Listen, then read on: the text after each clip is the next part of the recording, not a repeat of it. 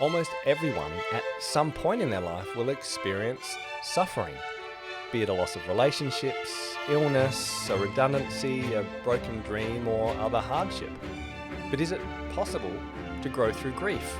Can we find purpose in our suffering? And if so, what might it look like to become larger through pain rather than bitter or resentful or somehow diminished? In other words, how can we make space for life's inevitable struggles and find meaning and purpose in hard times? This is a super important topic and one that resonates with our previous conversation about making space for life's inevitable resets. How can we enter a period of struggle and hardship and yet come out on the other side more hopeful and bigger as a result? Matt and I wanted to find a person who could speak authentically about grief and hardship from a personal point of view and to do so in style. And so we are so grateful to have Dr. Julia Verdouw back on the Spacemakers to talk about her personal story, her book of poetry on grief and hardship, and what she has discovered by making space to grow through life's inevitable challenges. Hi everyone, this is Daniel Sih from the Spacemakers podcast, a space to help you make space to think deeply about the way you live and work. And I am super excited to have my dear friend, Dr. Julia Verdouw here, talking about what it looks like to navigate a period of struggle and grief and suffering and to come out the other side with hope and learning and a new sense of self. Dr. Verdouw is a doctor of sociology. She has worked extensively in lots of different research areas, from money to public housing to education. But she's also produced a fantastic book called Valley of the Shadow, Writing on a Season of Loss and Grief. It's a beautiful book of poetry that was inspired by her own time of loss and grief and the experiences that she had by losing her husband, which we're going to talk about, and what came out of that. Now, you may not have such a experience in your life, but all of us experience times of difficulty, of hardship, of loss, of disappointment, and I know that our conversation will encourage you and inspire you to make sense of some of the harder times as you make space for life's inevitable resets. So without further ado, let me welcome Dr. Julia Verdouw back to the show. Welcome to the Spacemakers.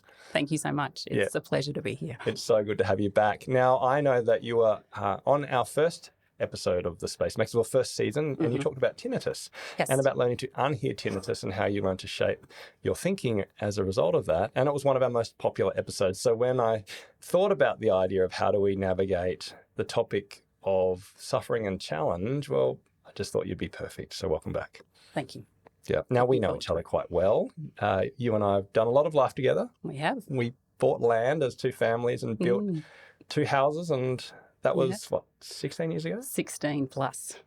Look, I'd love to start by hearing about poetry. And I've never actually asked you this question, but when did you start writing poetry, and what draws you to that form of expression? I don't actually remember when I started writing poetry. And in fact, I never really thought of my expressions as poetry. But I guess, I got to the point where I thought, well, I'm writing bits and pieces that look like poetry, and it's called a poetry book, so it's probably poetry. Okay. Well, that's the funny thing, because you told me I've just published a book of poetry. I didn't even know you were a poet. But I know you've been an extensive journaler for a long time. You've always written down your thoughts. Is that right? That's right. And I have often really loved writing down short, succinct expressions that have sort of some imaginative or creative aspect to them, and just really enjoyed writing a form of words that captures something that's, for when you're thinking about a concrete idea, writing something a bit more ethereal about it, or when you have a feeling, writing something a little bit more concrete about it, or metaphoric or analogous. And it's just been a way that I've come to write, particularly things that I find really hard to write in prose or some kind of descriptive way, just a way to capture those thoughts and feelings in a much more succinct way. So I never called myself a poet, but I guess that's what a poet does. So I've read your poetry book, and it's just gorgeous. It's personal, it's life-giving, it's inspiring. I've got to be perfectly honest. I don't read a lot of poetry. I find it hard. Maybe I'm so pragmatic. And I did like the prose, the descriptions of the poetry that you followed with. But the poetry itself was gorgeous. And so why don't we start with one of the poems, if that's okay? Sure. You called the book The Valley of the Shadow. So why don't we start with your poem, a part of your poem, The Shadow? Yep, sure. Shadow. I've heard of this shadow, of valleys with no hills, muted greys, and where the only sound is the rushing of one's own blood. Where signposts point backwards, the road ahead is a thicket, obscured. The mire at one's feet, quicksand. Yes, I'd heard of this shadow. Theory no more, and now. Here I stand in this strange new land that stretches out before. Yeah, look, I mean, you've been in a shadow, you've been in a strange new land, and I love that line that I read or heard, theory no more. Tell me about what happened and your experience of a time or a season of shadow. Before we hear about, I don't know, Mick's passing and some of your experiences, I mean, give me some of the backstory. Tell us about your life. Okay. Well, maybe I'll start with Mick and I meeting. I grew up in Launceston and we met when I was 17 years old. So he was from Hobart, so he had come to Launceston to study the final part of his architecture degree. So I got to know him through some mates of mine and we spent a bit of time hanging out over that year, that first year of his uni, and I was still in grade 12 then. 2 years later, we were married, and I was just 19. So I have a 19-year-old, and I just think, what on earth? so young. Anyway, Mick was 25 at the time, so he was a little bit older, a little bit more experienced and wiser. But we married and moved straight to Melbourne. Mick got some work in an architecture firm there, and I started working as well. And culturally, it was just a really fun place to be. Then we went travelling. I started my uni studies while travelling overseas. We spent some time in St. Petersburg, Russia. Michael was working for an architecture firm there and travelled through Europe and America before we came home. And we settled back in Hobart, and that's where we've been ever since. And we took a while to have kids, but eventually we had 3 beautiful girls and girls who were very, very different and just a joy. And look, I knew Mick very well. He was like a brother to me. Yeah. I mean, he was such a kind of a life-filled, joyful, creative, interesting person, always the life of the party and had so much life to give and was healthy. Yes. But then obviously a shadow came. Do you want to briefly tell us some of that? Yeah. So it was August 2021 and it was just a very usual Tuesday night. And Tuesday nights tend to be a little bit, midweek kind of ho-hum. But Tuesday night was Mick's cooking night. He would come home a bit earlier and cook on Tuesday nights. So I got home a little bit later than I usually would, at 6:30, 7 o'clock. And Mick was in the kitchen with his apron on cooking butter chicken. He had like 3 meals that he would circulate through, and we were up to butter chicken. We've had his butter chicken. Yeah, it was good.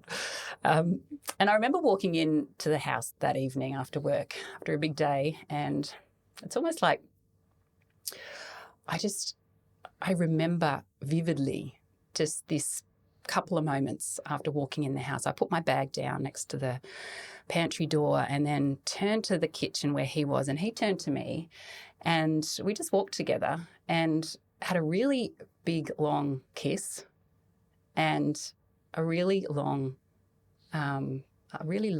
beautiful embrace. And it's just, I look back on that and think, I don't know, it's one of those things that you just go, if there's any way I would have wanted to have a last moment, that would have been it. And I remember at the time just thinking, oh, that was just beautiful. That was lovely. I remember thinking it as we were doing it. And I think I even said, oh, that was really nice. Because normally you just kind of peck on the cheek, how's your day, keep going. But it was beautiful. And I just treasured that so much. And yeah, so my eldest daughter was out for dinner and we just ended up having butter chicken around the table and just enjoying dinner as we do all together. And then he went off to collect Aja, came back 20 minutes later and made a couple of cups of tea and went downstairs to do a bit more work. And eventually I decided to go downstairs and and just find Mick and take him the cup of tea. And to cut a long story short, my youngest daughter ended up tripping over him in the rumpus room because he'd tried to come back inside and hadn't made it and fallen in the dark. And so when we found him, we called you guys, and you guys came and the ambulance. And, it was a bit of a process, but they... Didn't make it. Yeah, he didn't make it. Yeah. It was a hard night. Obviously, I was there. So thank you for sharing that. I'd love to explore some of your journey since then, because it's actually been quite inspiring. And I know that you've found that time both painful but also life-giving in a strange way. So tell me about some of your lived experience of suffering, maybe some of what you've experienced or learnt through that. Yeah. Maybe going back to the poem Shadow, one of the things I really wanted to express in that poem was just how when you're an onlooker, you see the loss and you see that it must be painful. But when you're experiencing it, like, everything changes. You lose your person. And there's a whole bunch of stuff related to that I still just miss Mick. And that's painful, obviously. But there's a whole bunch of different dimensions. I think one of the things that I wanted to express in that poem was that, it's like the air you breathe changes. There's nothing's the same. It's like being on a different planet. And you need to negotiate and navigate everything anew again. So your person's gone, but all the dimensions of that is that, all the elements and parts of who you were along with that person are also gone. And you've got to try and figure out anew who you are. And I feel like I had a fairly strong sense of self-identity in and of myself at the time, but so much of my life was inextricably linked with Michael, and who I'd become, my identity was so inextricably linked with him, because I was still a teenager when I married him. So it was always just Mick and Jules. That's how I saw myself as well. Jules, but Mick and Jules as well. That's so much a big part. So, apart from the practical stuff of, our main income being gone and being a parent who's all of a sudden parenting alone. Three teenage girls. Yeah. And then needing to do all the death business stuff, which is just overwhelming and huge and so foreign. Apart from all of that logistical stuff of kind of running to stand still and figuring how to live and how to make decisions and what to do and how much I can do and all that kind of stuff, there's also the dimensions that, the dimension of every day, there's this just ongoing loss of every moment, He didn't walk through the door after work.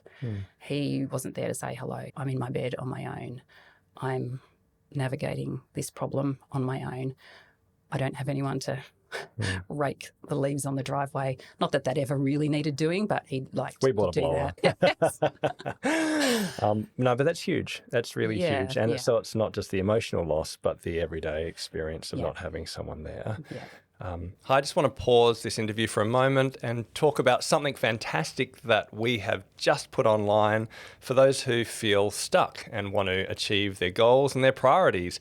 It's called Priority Samurai, which is one of my best-selling training courses, but we've spent the last 18 months recording it and putting it online as an e-learning course. Priority Samurai is about helping you to achieve your most important priorities. It's about knowing what your one thing is for work and life and having a process to determine what truly matters, and then having the skills to break those things down into small steps, plan your week, time block, use the Pomodoro method and other techniques to actually achieve the things that matter, to make space by reducing, automating, delegating stuff in your life, and to actually find that you look back in 6 months or 12 months and say, actually, I just had the best year ever because I did the things that I really wanted to do.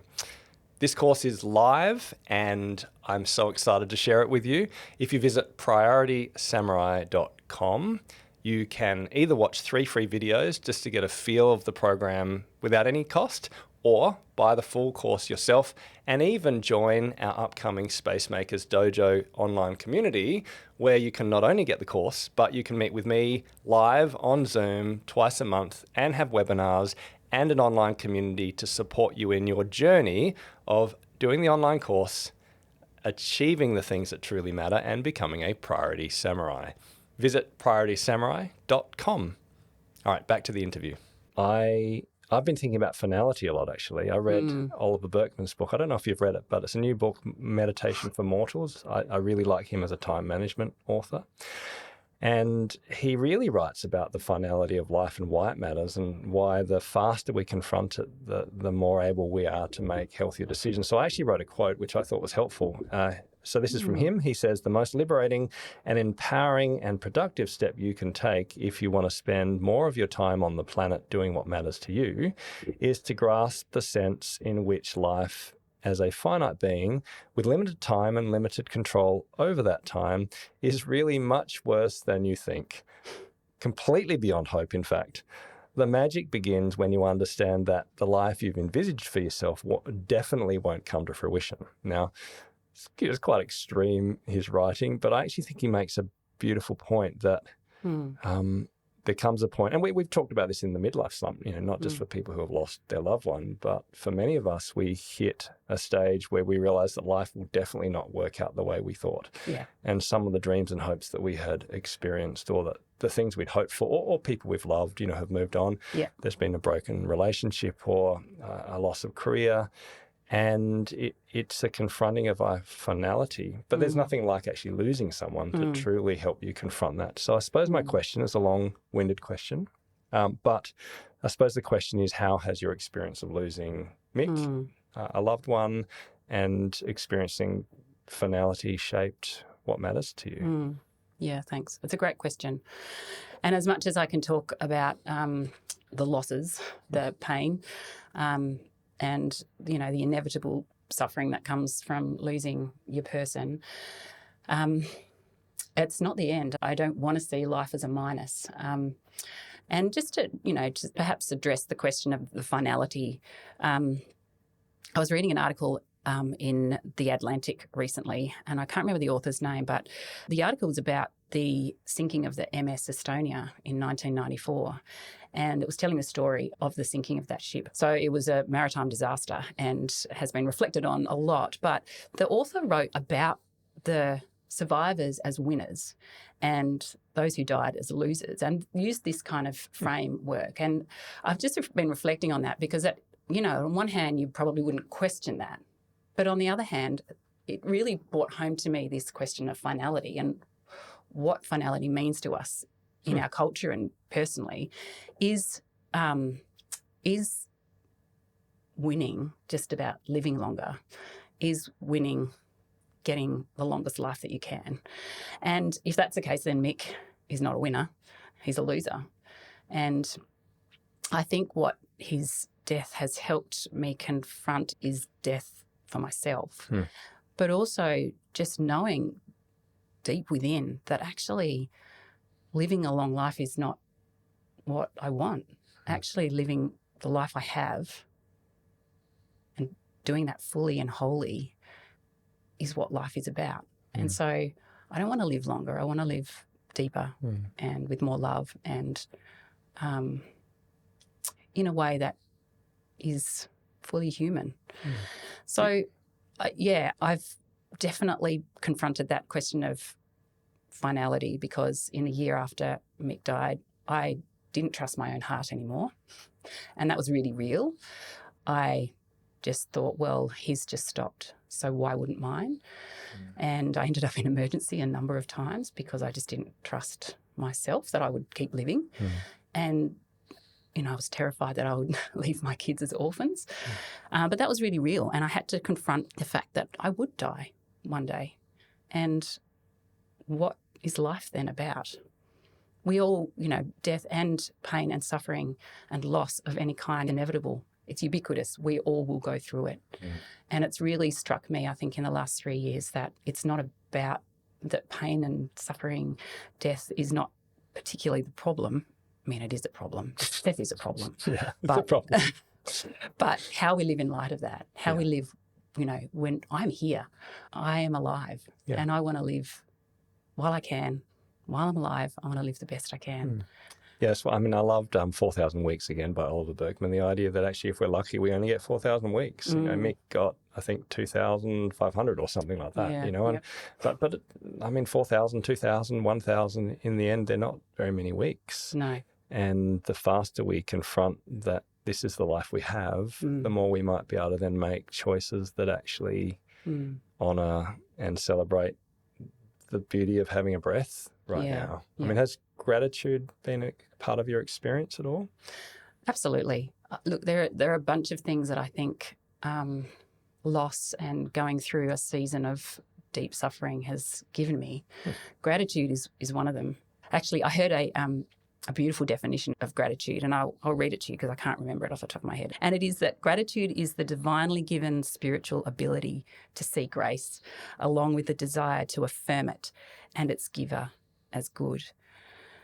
And it really struck me. I mean, often we think of gratitude as just learning to be thankful for what we have, learning to be thankful for what we see and what's around us. But actually, gratitude, it's bigger than that. I think real gratitude actually understands the grace of life.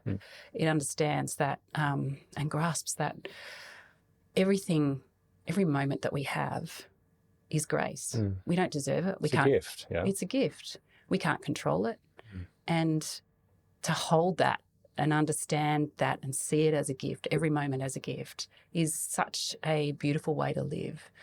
And to acknowledge it and to acknowledge where it comes from too. I think that just opens us up to a life of seeing differently and putting a different set of glasses on our everyday life. And I think one of the things I've started to appreciate, I can't say I've learned it yet, but it's easy to appreciate the good things as a gift, but actually potentially even the fact that we have hardship and struggle, there can be a gift in that if we allow it to be. Yeah. Which is actually where, I might actually lead to your next poem or one of your other poems, which I wanted to point to, and I have asked you for these in advance, but I really loved the poem, In Love, No Suffering is Wasted. And I think that actually speaks really beautifully in the sense of actually suffering can be wasted or potentially it could even be a gift. I'm wondering if you could read that and then we might have a conversation about what it might look like to not waste your suffering. Absolutely. This is just a snippet of that poem. Yeah. It's called In Love, No Suffering is Wasted. In love, no suffering is wasted. It could be on self-pity or hate or rage or the bitter pill of pain that wallows and festers and feeds original loss. But in love, no suffering is wasted. No, that's just a snippet of the longer poem, but I pulled out that snippet or asked you to read that because I just found that quite profound. I've reflected a lot. Matt and I have reflected a lot actually in the last season and probably the season to come, that suffering can be a gift and we can experience grace and growth and fullness within that. But I loved what you said, we can also end up with self-pity and hate and rage and we can become smaller, not bigger. In fact, that's actually often the common experience I see when people experience pain. And that's a conundrum. Pain can make us more grateful and somehow compel us or catalyze us into a better life or a different life. Yeah. It may not be the one you would have chosen, but one that you wouldn't also get rid of. But it can also actually do the opposite. So I'm curious about your experience and what you mean by not wasting your suffering. So I wrote this poem because I found myself at times just feeling really ripped off by where I was in life, just a bit jibbed, that and having lots of thought patterns, creating kind of thought patterns of feeling a bit bitter. Why me? Was that the kind of stuff? Well, not why me so much. That hasn't been a question I've asked so much, but more around just seeing where I was and having come from a life where there was a certain upward mobility. You have a sort of, even if it's not conscious, you have this kind of sense that life is going to improve and your finances will improve a bit. And as you start to deepen your careers and all of that stuff, you start looking forward to holidays lots of and things, the adventures and all the things that can come as you keep Yeah. getting older. And I think I just, I could see that continuing with all my friends around me, which is and having that perception that everyone else's life looks nice and glossy, which is never true. It's just that's not reality. But it's easy to see that, especially when you feel like you're living a lot of minuses. And so I just became really aware that I was sort of feeding within my own interior. I was feeding these thoughts of just that they were bitter and were not thankful. And I just thought, I know those thoughts can shape me. I know they will shape me. If I don't change them, they will shape me, and they'll shape me into someone who becomes bitter and angry and small. And that's not who I want to be. And so it just set me thinking about this idea that actually I'm suffering, yes, but I'm wasting it by thinking in this way. I'm wasting it by not looking at what beautiful things I have. I'm wasting it by going down this particular path. Sure, So, but wasting it sounds like there's also something you could get that's positive from it. I mean, it's not just not becoming bitter. Is that kind of what you also meant by the poem? And you talked about love as well, actually love being the cure or the guide. Yeah. I don't think, in many senses, I don't think that suffering's not the problem. What we do with suffering is what shapes us into who we become, the kind of people that we are. So are you a different person in a richer way in some ways? Yeah, definitely. I think I've been given things in my suffering, in loss, that I couldn't have and we can't grasp without going through it. Suffering, pain, loss, challenge, difficulty is something that we will all face at some point in our life. And I think particularly heading into the midlife squeeze, it's something that we, I think a midlife crisis is in part that struggle between our preconceived ideas that have decades worth of flesh on them, of building towards something, having a kind of linear mindset that life will get better, and starting to realise that actually that's not it. And there is finality. We start to realise that we are getting old and that we will lose things. We will lose mobility, we will lose health, we will lose our parents, we will lose loved ones, we will lose our jobs, all of that stuff. But how we frame life in those realisations and understandings, in the pain, in the loss, shapes us to who we become. So I feel like I've been given some really beautiful gifts, and I've come to call them gifts. I wouldn't want them, like I wouldn't ask for them again, but they are gifts if you choose to see them that way. And I'll just share a few with you. That'd be great, like. So firstly, I think that one of the beautiful things that comes out of suffering is that you learn to see yourself really.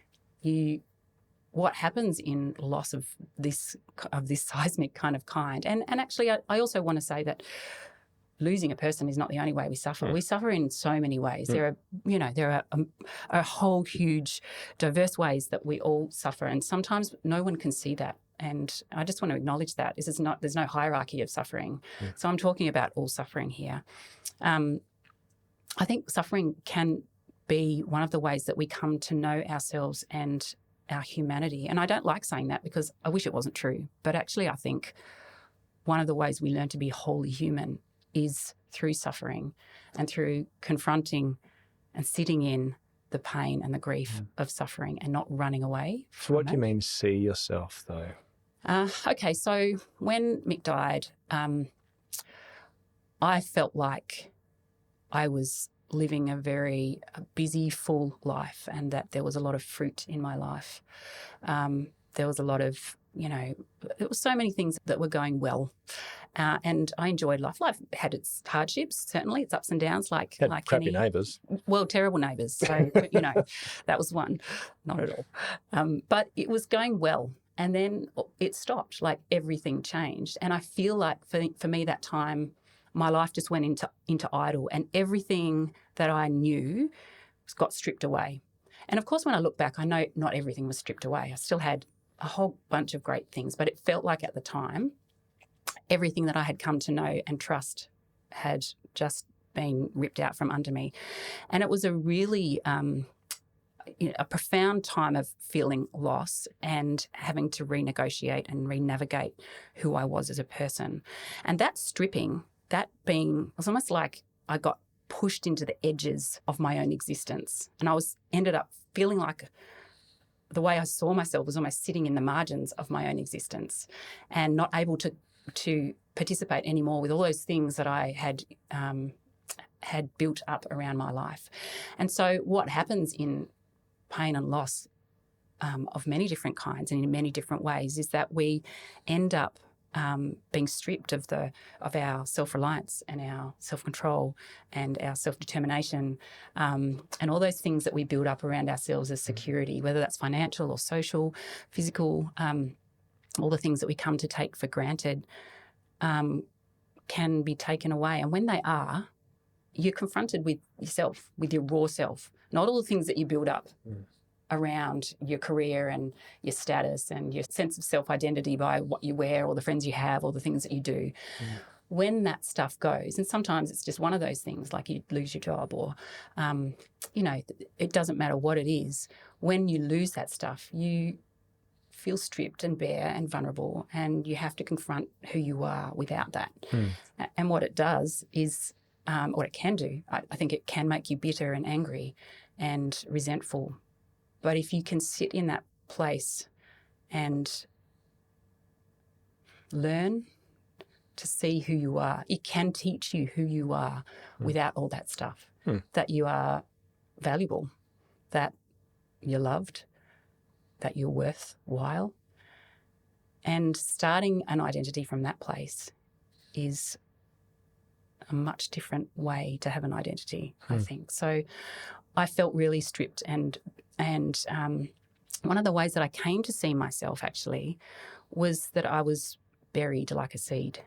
So I kind of used the metaphor. I mean, I just said earlier that I felt like I was really fruitful in my life and there was lots going on, really busy, lots of great stuff. And, as a gardening metaphor, I felt like I was a plant that was, in its mid-growth phase and growing. And then I felt like I was a seed and I was buried and you couldn't see anything. But it was also a beautiful gift to be able to see myself that way too, because I knew that a seed grows. Everything that I've grown in my life started as a seed. Everything any of us grow in our lives starts as a seed. And learning to see myself as a seed that was buried to grow was a really beautiful way of seeing that weakness and loss and inability and incapacity is actually a season that will pass. And it gives us a beautiful way to reimagine your life and to grow. I think another really beautiful thing that I've been given and a gift has just been to see my beautiful community and to see that we as humans need each other and that it's okay to be not okay and to ask for help. I'm not I don't do that well generally in my life. I've been quite a self-sufficient person. And I'm a real introvert, and I've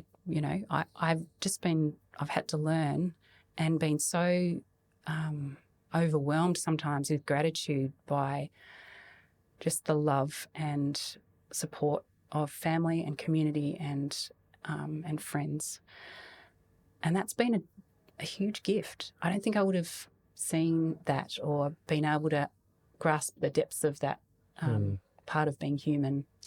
Getting to the margins of yourself is the word you used. Yeah.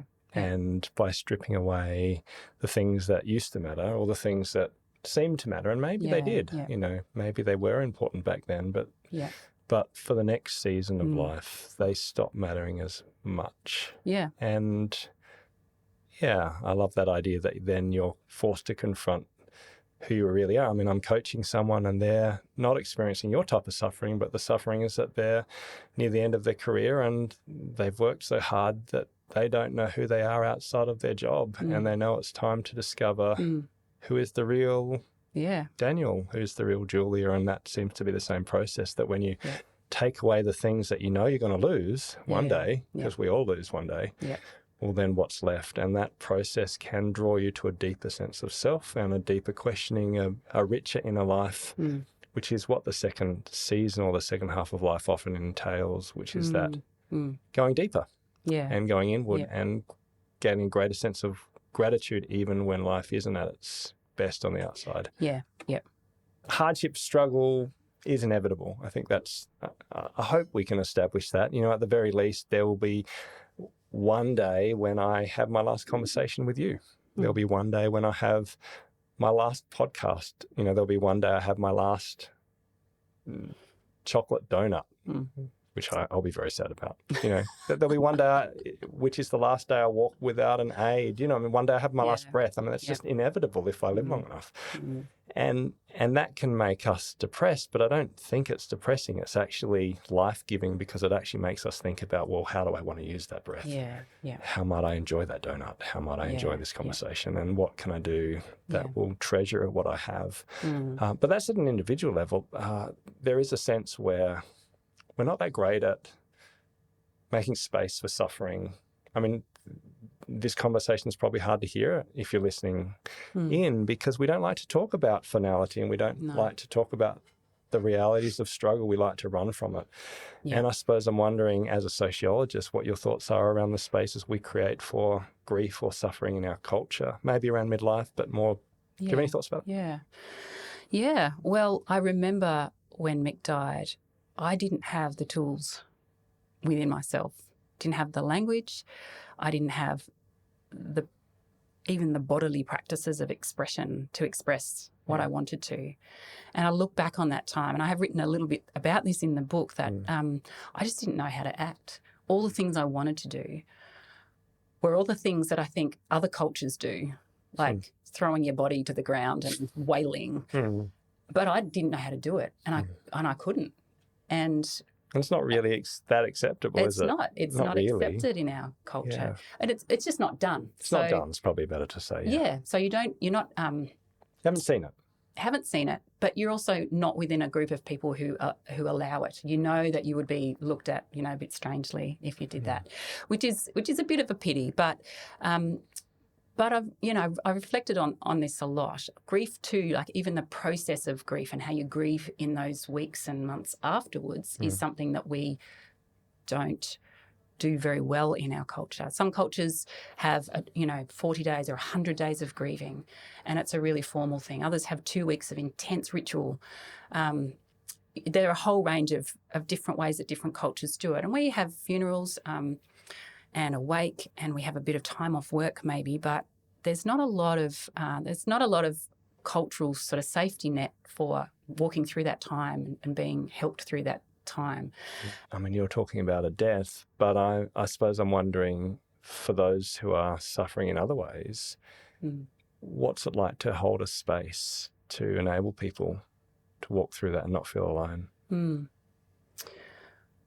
I think there are many ways that we can do that. I really like Brené Brown talks about being brave, awkward and kind, and I think actually it really is a helpful little set of characteristics in this. Having real conversations with people when you can see that they're in pain and grieving, even if they're just having challenges and difficulties. Sometimes you need to be brave enough to say something. Sometimes you need to be brave enough to not say something and just to sit in silence and just be a companion. And that can be awkward. Yeah. It can be really awkward. But I think sometimes we just need to get over our awkwardness and be willing to have conversations that are hard for us, even if we don't know how they'll go, in order to talk through and allow people to process the stuff going on for them. We have therapists and psychologists to do that with, but that's expensive and a lot of people can't afford that. And to be a friend, to have someone to sit and process things and talk through things, to grieve with, to sit in silence with, to ask awkward questions of, is a real gift. And I think that kindness comes into that too. You need to be kind on yourself when you're going through pain and loss, but also speak with kindness and compassion to others. This might be going back a bit, but that's definitely something that I've really learned over the last number of years, is that when you finally see yourself as broken and you sit in a place that's really difficult and broken and hard, and you realise how little control you have over life, you realize it's a real equalizer. You realize that you are like every other human being. And sometimes those people who you've seen as perhaps making bad choices in their life and being broken, I've just had a lot more compassion and empathy towards, because I just think that's me. Yeah. I've sat in that place. Most of the things we think we have control over, things change so quickly. And I have felt a lot of compassion that I don't think I had before. And I think, it's more than kindness, but empathy and compassion for others as well. And I like the awkwardness. I like that idea that actually if we're going to help people create a space for grief or suffering or struggle, we need to maintain spaces where we can be awkward, where we can say the wrong things, where we can have awkward silences, where we can allow ourselves to express our feelings in ways that may not culturally make sense, and to have enough trust to do that. There's one more thing that would be that is really helpful, particularly in the midlife kind of squeeze, and that is having conversations with your loved ones about living your later years well and what that looks like, dying well look like. A lot of us in our age have parents who are older now, and having conversations with them about what that looks like for them. Or even what does letting go well look like. I think one of the things that mark a healthy second half is that we get good at letting go, because unless you let go, you don't have any room to pick up something new. So it doesn't necessarily mean the big deaths. Sometimes the small deaths can be the ones. And I agree with that. I might even read one of your own quotes, because I love this again from your book, to finish this section. And then we might actually have some silence, since we're talking about awkward silences. We like to have 30 seconds of space at the Spacemakers to reflect on what this means to you and what it might look like for you to grieve, or to be awkward, or to have space to be grateful for things that are tough. But I'll read your words. It is challenging to read about another person's grief, or maybe it's challenging to hear about another person's grief in this situation. We don't gravitate naturally to such things, and we often do even less to try to understand them. Nor do we spend time contemplating loss when it isn't our experience. But the loss of grief is universal and inevitable. And increasingly, I understand our entire lives are preparation for it in some way or another. Of course, thanks to a culture that sequesters these things, we don't train in a traditional sense for loss, but who we are is made up of 1,000 little daily decisions, and the direction of those decisions shape who and what we will be in the face of loss and grief when it comes, as it inevitably does, like a thief in the night. So maybe take some silence and reflect on how to take a tiny decision today to let go of something that might not be helpful for you, and to make space for something fresh. Okay, Jules, it's been great to have a conversation with you, and I might finish with a theme from your book, which is really the theme, because the theme of your book, there's grief, there's loss, there's hope, there's love, there's faith, but I think the overarching story is love. Your book is a poetry book, a book of love to Mick, to your community, to the world around us, to who you call God of the universe. And so I might ask you to read out one last poem, if that's all right. Yeah. And I'd love you to read the poem that you wrote before Mick died. It was the last poem that you wrote, and it's really quite profound and almost prophetic in a way, given that he did pass away from a heart attack. Yeah. Would you mind reading it? Recline. Head against your breast, I hear the life beat of the cosmos. A vastness wrapping me in your gentle intimacy. It is all held here. Do you have any final thoughts?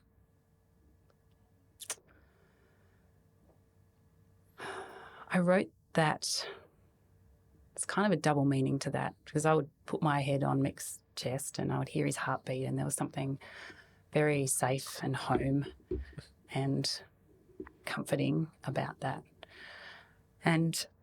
But I wrote the poem references that physical feeling. But in a way, for me, that was like a mirror of my spiritual relationship with God, and I felt that I could also put my head on God's chest and hear God's heartbeat, which was vast, cosmic, but also profoundly intimate. And everything that happens in my life, whether Mick's heart is beating, my heart beating, our life, or whether Mick's heart is not beating, and his silence, that it's all held there in that place. It's beautiful. I love that there is meaning and purpose in a heart that beats. There's purpose when the heart doesn't beat. There's space where we can grow and find life in spite of whatever cards are thrown at us. And I love that we can grow in that and become bigger and better and more beautiful. Yeah.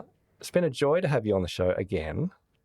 I would love to let people know about your book. Where might they find and buy Valley of the Shadow? I have a website, so it's just juliaverdouw.com. Great. So if you go there, there are links there to the book and a blog or two. Excellent. Along the way. Well, I encourage you to read it. It's a beautiful book. It has mixed diagrams in it that he doodled in his journal, and it'll be inspiring for anyone reflecting on life, faith, and suffering. Thank you, Julie, for coming on the show. It's been a gift as usual. But until next time, for everyone else, make space.